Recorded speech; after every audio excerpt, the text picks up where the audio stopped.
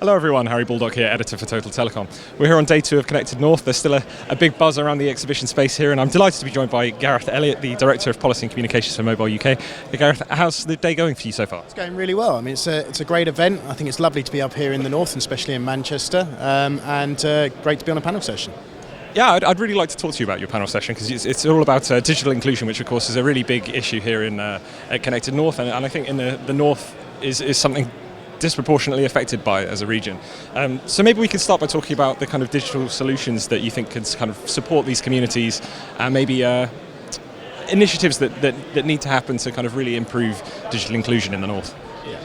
Well, digital connectivity is extremely important, and some of the main topics we talk about is making sure that people have access to connectivity. But it goes beyond that. There are also many issues around people being able to actually have the will and trust to use connectivity, or the skills to use devices. One of the things as Mobile UK we found during the pandemic provided many SIM cards, but then found people didn't have the devices to use them.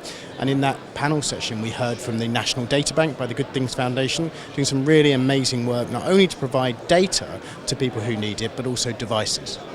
And in terms of the kind of the skills gap, because as you say, lots of people maybe have access to a device but don't know how to use it, or don't know how to use it effectively. How do we improve that? And I guess on who is the onus to do that education? Is that the private sector? Is that government? Is that the education sector? What do you think?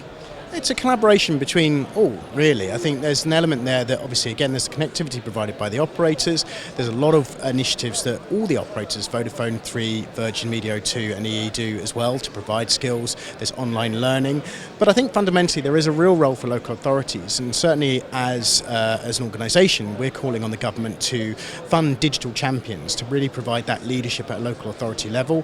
One of the things we heard from Leeds City Council today was how they see their role as coordinating not only the local authority but the third sector, the communities and charities as well, who have really real people on the ground who know people, who know how to work with them, who know how to engage with them.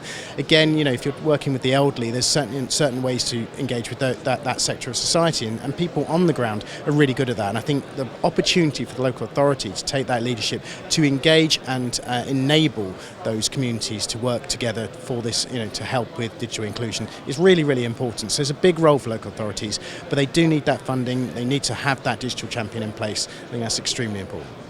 And in terms of being somewhere here like Connected North, where we do have all of these local authorities or the private sector together, how important are those conversations to kind of really enhance this collaboration and get the ball rolling on lots of these projects?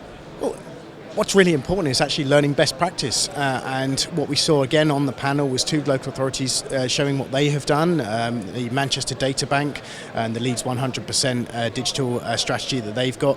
You know, every other local authority that is in that room can learn from the best experience that they have there, and I think that's a really good opportunity to bring people together to learn what they're doing, learn what's wrong as well.